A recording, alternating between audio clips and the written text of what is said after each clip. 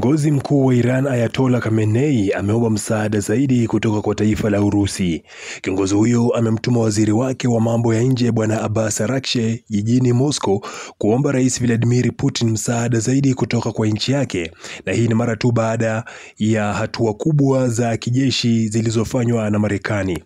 Sasa wawili hawa wamefanya mazungumzo jijini Moscow, na hii ni kwa mujibu wa shirika la Interfax. Rais wa Marekani Donald Trump na Israel wamenukuliwa hadharani kuhusu matamshi ya kumuua Ayatollah Khamenei ambaye ni kiongozi wa Iran na utawala wake pia, hatua ambayo Urusi wanahofia inaweza kuzamisha Mashariki ya Kati. Katika mahojiano ambayo aliyofanya Ijumaa wiki iliyopita, Rais Putin alisema kuwa nchi yake iko tayari kusaidia nchi ya Iran kujenga mpango wa nyuklia kwa amani, akiongeza kwamba Iran ina haki ya kufanya hivyo na kudai kuwa Urusi inaweza kutoa mapendekezo yake kwa Iran na Israel kuhusu namna ya kumaliza mzozo wao. Putin pia ameelezea pia jukumu la Moscow katika kujiunga na mzozo baina ya Israel na Iran kufuatia kujiingiza kwa Marekani kwenye mashambulizi ya kushtukiza ya anga dhidi ya maeneo ya nyuklia ya Iran.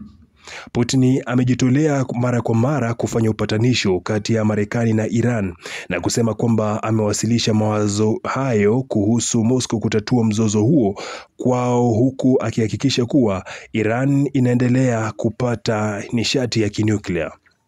Urusi ni mshirika wa muda mrefu sana wa Tehran, na hivi sasa Rais Putin amejitolea kuwa mpatanishi kati ya Marekani na Iran pia. Jeshi la ulinzi la Iran IDF lilitangaza kwamba Iran ilizindua wimbi la kwanza la makombora ya ballistic siku Jumatatu na kulenga Israel, na hivyo kuashiria ongezeko jipya katika vita vinavyoendelea kati ya nchi zote mbili. Kwa mujibu wa taarifa ya IDF, mifumo ya ulinzi ya Israel inashiriki kikamilifu katika kuzuia makombora ambayo yanakuja. Mamlaka pia imetoa wito kwa raia katika maeneo yaliyolengwa kutafuta makazi mara moja, na wananchi wamehimizwa pia kuhama maeneo ambayo. Shambulio la hivi punde ni shambulizi la pili la balistiki kutoka Iran siku Jumatatu pekee, huku makombora 10 yakitumwa Jumatatu hii, huku matano yakitua katika maeneo mbalimbali ya jiji la Tel Aviv.